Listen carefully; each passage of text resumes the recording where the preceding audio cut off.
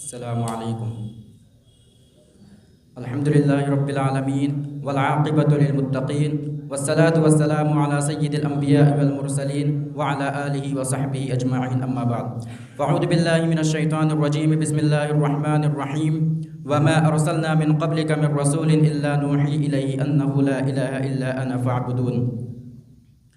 आदरणीय अध्यक्ष महोदय, माननीय शिक्षकगण, अतिथिगण एवं मेरे प्रिय मित्रों, आज के इस कार्यक्रम में जिस विषय पर मैं भाषण देना चाहता हूँ वो है एक अल्लाह की उपासना। मुझे आशा है कि आप लोग मेरी मूल्यवान बातों को ध्यानपूर्वक सुनने की चेष्टा करेंगे। प्रिय मित्रों, हमारे सर्वशक्तिमान पालनहार ने हमारे लिए स्पष्ट कर दिया है कि मनुष्य और जिन की रचना का महान उद्देश्य और सर्वोच्च लक्ष्य यह है कि केवल एक अल्लाह की उपासना करें, उसके साथ किसी को साझी ना करें। हर प्रकार की प्रशंसा और गुणगान केवल अल्लाह ताला के लिए योग्य है। इस्लाम केवल एक अल्लाह की उपासना के प्रचार के लिए आया। उसके मूल उद्देश्यों में यह बात सबसे महत्वपूर्ण है कि अल्लाह सर्वशक्तिमान के सिवा किसी की उपासना ना हो। जैसा कि पवित्र कुरान में है, वत्तखज़ू मिन दूनिही आलिहतन ला यख़्लुक़ून शैअन व हुम युख़्लक़ून वला यमलिकून लिअन्फुसिहिम दर्रन वला नफ़अन वला यमलिकून मौतन वला हयातन वला नुशूरा। सूरह फुरक़ान आयत नंबर 3। और उन्होंने उससे हटकर ऐसे इष्ट पूज्य बना लिए जो किसी चीज़ को पैदा नहीं कर सकते, बल्कि वे स्वयं पैदा किए जाते हैं। उन्हें तो अपनी हानि का अधिकार प्राप्त है और न लाभ का, और न मृत्यु का अधिकार प्राप्त है और न जीवन का, और न दोबारा जीवित होकर उठने का।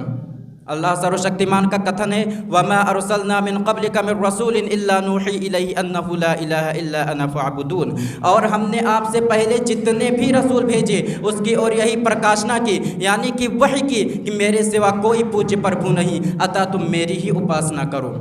प्रिय मित्रों, हज़रत इब्राहीम सलाम हो उन पर, उन्होंने अपने पिता से कहा था और अल्लाह को छोड़कर उनकी मूर्ति पूजा के काम का खंडन किया। व इज़ क़ाल इब्राहीम लिअबीहि आज़र अतत्तख़िज़ु अस्नामन आलिहा इन्नी अराका व क़ौमका फ़ी ज़लालिम मुबीन। और याद करो जब इब्राहीम ने अपने बाप आज़र से कहा था कि क्या आप मूर्तियों को पूज्य बताते हो, मैं तो आपको और आपकी कौम को खुली गुमराही में पड़ा देख रहा हूँ। अल्लाह सर्वशक्तिमान पवित्र कुरान में हज़रत इब्राहीम के बारे में कहता है, या अबती लिमा तअबुदु मा ला यस्मअ व ला युबसिर व ला युग़नी अन्का शैआ। ऐ मेरे बाप, आप उस चीज़ को क्यों पूजते हैं जो ना सुन सकते हैं, ना देख सकते हैं और ना आपके कुछ काम आ सकते हैं। अल्लाह ताला ने मूर्तियों की पूजा के बारे में चिताया और कहा, अलहुम अर्जुलुन यमशून बिहा अम लहुम ऐदिन यब्तिशून बिहा अम लहुम अयुनुन युबसिरून बिहा अम लहुम आज़ानुन यस्मऊन बिहा क़ुल उदउ शुरकाअकुम तुम्मा कीदून फला तुनज़िरून। सूरह आराफ आयत नंबर 195। कि क्या उनके पास पाँव हैं जिनसे वे चलते हों, या फिर उनके पास हाथ हैं जिनसे वे पकड़ते हों, या फिर उनके पास आँखें हैं जिनसे वे देखते हों, या फिर उनके पास कान हैं जिनसे वे सुनते हों। आप कह दीजिए, तुम अपने ठहराए हुए सहभागियों को बुला लो और उनसे कहो कि मेरे विरुद्ध चाले चले, इस प्रकार की वो मुझे मोहलत ना दें। प्रिय मित्रों, हज़रत पैगंबर मोहम्मद, उन पर ईश्वर की कृपा और सलाम हो, जब उनसे पूछा गया कि बताइए कौन सा पाप सबसे अधिक भयानक है, तो उन्होंने कहा, अल्लाह का साजिदा ठहराना, जबकि उसने तुम सबको बनाया है।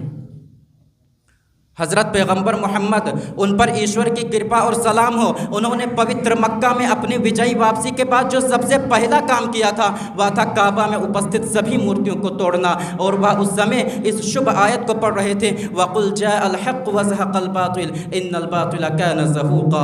आप कह दीजिए, सत्य आ गया और असत्य मिट गया, असत्य तो मिट जाने वाला ही होता है। प्रिय सज्जनों, क्या शैतान की भी कोई पूजा होती है? अरे शैतान की पूजा तो इच्छाओं की पूजा होती है। जैसा कि अल्लाह ताला का कथन है, अरअयत मन इत्तख़ज़ इलाहहु हवाहु अफ़अन्त तकूनु अलैहि वकीला। कि क्या कभी तुमने उस व्यक्ति की हालत पर विचार किया है जिसने अपने मन की इच्छा को अपना पूज्य बना लिया? क्या तुम ऐसे व्यक्ति को सीधे मार्ग पर लाने का जिम्मा ले सकते हो? अतः यही बंदा जो अपने मन की इच्छा के आदेश का पालन करता है, जो चीज़ उसे अच्छी और भली लगती है उसे करता है, और जो चीज़ उसे बुरी लगती है उसे छोड़ देता है, तो वास्तव में वह अपने मन की इच्छा का आज्ञाकारी है। जिस चीज़ की ओर भी उसका मन उसे आमंत्रित करता है वह उसका अनुसरण करता है, मानो कि वह उसकी पूजा करता है, जिस प्रकार मनुष्य अपने ईश्वर की पूजा करता है।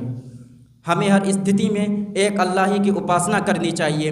हम अल्लाह सर्वशक्तिमान से प्रार्थना करते हैं कि वह हमें अपनी संपूर्ण उपासना की शक्ति प्रदान करे, हमें अपने सेवकों और निकटवर्ती मित्रों में से बनाए। अल्लाह सुनने वाला, निकट कबूल करने वाला है। अल्लाह सर्वशक्तिमान सबसे अधिक जानने वाला और बेहतर फैसला करने वाला है। आमीन व आखिर दावाना अल्हम्दुलिल्लाहि रब्बिल आलमीन। अस्सलामु अलैकुम।